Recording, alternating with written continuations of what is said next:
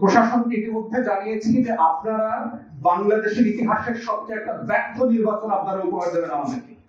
এবং কোনটা এদেরকে নিয়ে যখন আপনি পলিটিক্যাল ক্যাম্পেইনে যাবেন তখন এলাকাবাসী কিন্তু দুইবার ভাববে যে নির্বাচিত হওয়ার আগে এরা এই ধরনের গুন্ডা পান্ডা নিয়ে আমাদের সাথে আমাদেরকে ভয় দেখায়, আমাদেরকে হুমকি দেয়, নির্বাচিত হবে পরে কি হবে। আমাকে বলতেছে, আমাদের নেতাদেরকে বলছে যে এখন পর্যন্ত ঢুকতে দেখেছি নির্বাচনের আগের দিন আর এলাকায় আসবেন না, বলে দিচ্ছে অলরেডি। এই ভোট কেন্দ্র অমুক মার্কার, এই মার্কার বাইরে এখানে কোনো ভোট পড়বে না। প্রশাসনকে ইতিমধ্যে জানিয়েছি যে আপনারা বাংলাদেশের ইতিহাসের সবচেয়ে একটা ব্যর্থ নির্বাচন আপনারা উপহার দেবেন আমাদেরকে। শুধু বরিশালের এক্সাম্পল দিয়ে যদি বলি, ডিসির সামনে গত পরশুদিন কি হয়েছে আপনারা দেখেছেন, বুলাদিন নাজিরপুরে একজন সচিব আসছেন, মাননীয় এলজিআরডি সচিব আসছেন এখানে, তারপরে একজন উপদেষ্টা জুমে অ্যাটেন্ড করেছেন, সেই প্রোগ্রামটা ভণ্ডুল করে দিয়েছে।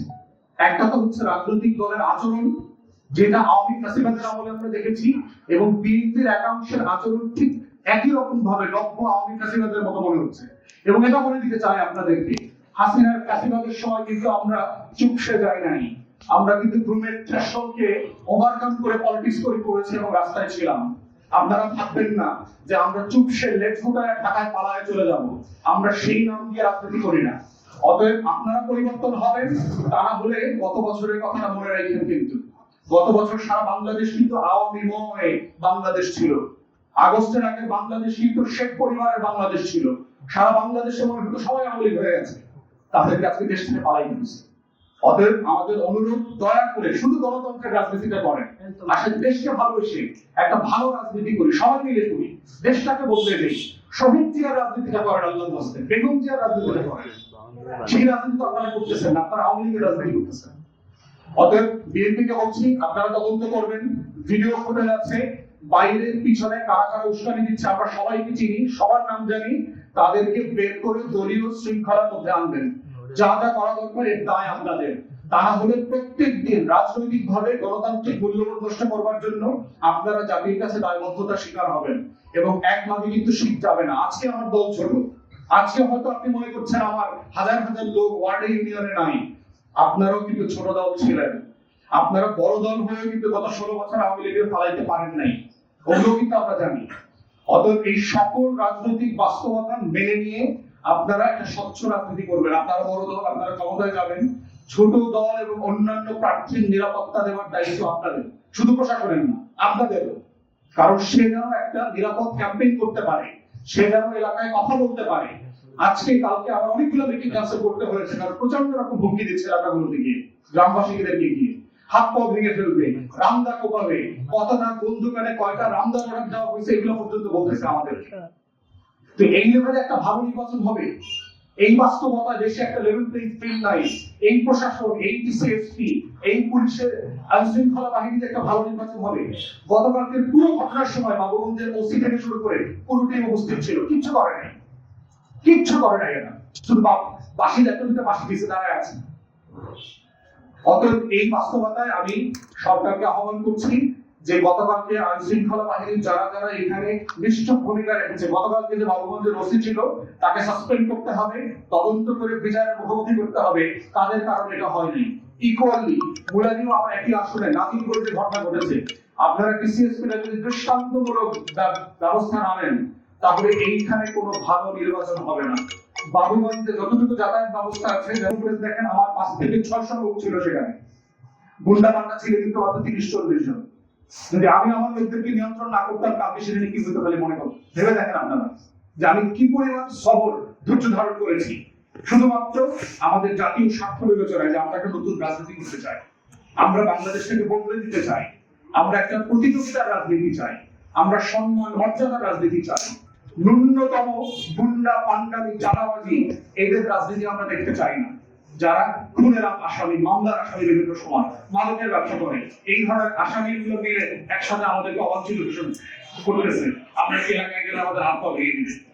এই জন্য আমাদের বক্তব্য খুব পরিষ্কার, সিম্পলি বিএনপি এবং প্রশাসনকে বলছি, নির্বাচনের পরিবেশ তৈরি করবার জন্য যার যেখানে যতটুকু অবদান রাখবার সুযোগ আছে, দায়িত্ব আছে, দয়া করে সেই দায়িত্ব পালন করবেন। জনাব তারেক রহমান, আপনি বারবার ওয়াদা দিয়েছেন, বারবার বলেছেন 31 দফার যে সংস্কার প্রস্তাব তার উপরে আপনি বাংলাদেশ ঢেলে সাজাবেন। সেই ঢেলে সাজানোর আগে আমরা দেখতে চাই আপনি আপনার দলকে ঢেলে সাজাচ্ছেন। দলের ভিতরে ক্রিমিনাল এলিমেন্ট রেখে আপনি যে বাংলাদেশটা করতে চান, শহীদ জিয়ার বাংলাদেশ, সেটা আপনি করতে পারবেন না। বেগম জিয়া সেই বাংলাদেশটা করতে পারবেন না।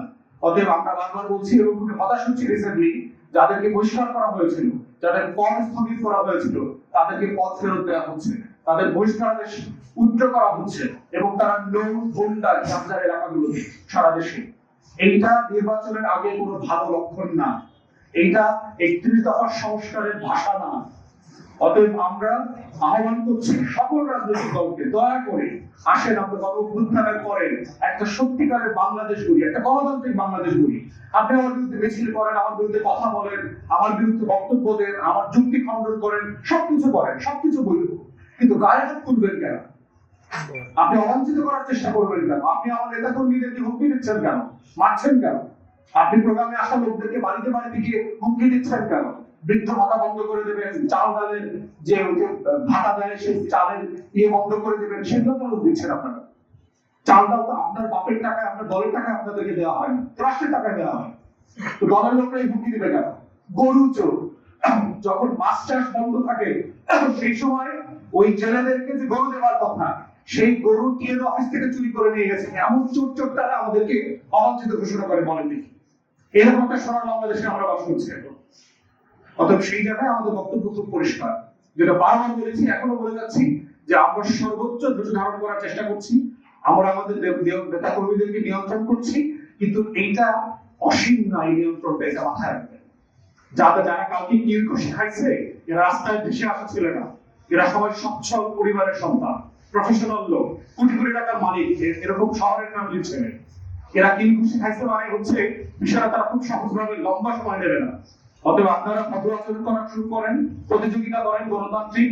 প্রশাসনকে বলছি আপনারা ডিসাইসিভ অ্যাকশনে যান।